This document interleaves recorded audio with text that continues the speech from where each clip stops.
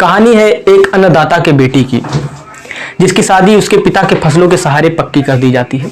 लेकिन विधि का लेख देखिए कि जिस फसल के सहारे उसकी शादी पक्की हुई होती है, उसी फसल में अचानक आग लग जाती है।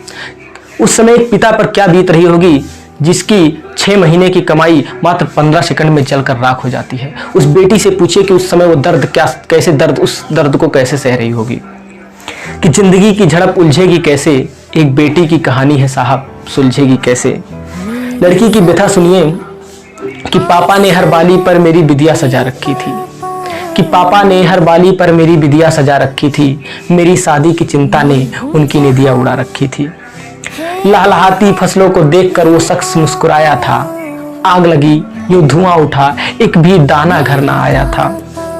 लहलहाती फसलों को देखकर वो शख्स मुस्कुराया था, आग लगी यूं धुआं उठा, एक भी दाना घर ना आया था।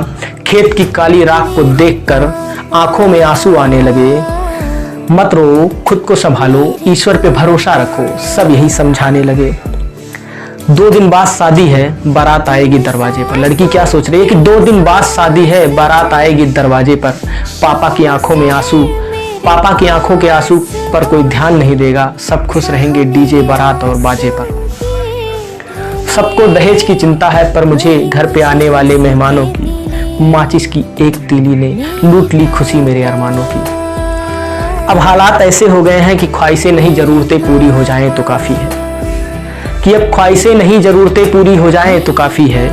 चंद पैसों की खातिर अपनी खुशियों की बलि देनी पड़ती है।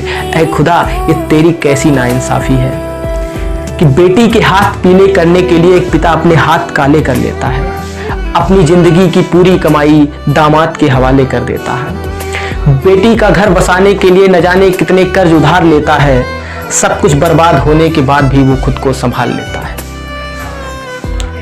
उस धधकती आग में सपने मेरे टूट गए। लड़की कहती है कि उस धधकती आग में सपने मेरे टूट गए, पापा मेरी खुशियां पूरा करते करते खुद कर्ज में डूब गए। न जाने कैसे चुका पाएंगे हम उस बाप का कर्ज, जो हमारी परवरिश करी अपने बूढ़े हाथों के सहारे न जाने कितने कर्ज ले लेता है। लेकिन उस समय हर माँ बाप की मोहब्बत दम तोड़ देती है, हर माँ बाप की ममता दम तोड़ देती है, जब उनके बच्चे ही कहते हैं कि आपने मेरे लिए किया ही क्या है। Love you dad, love you mom.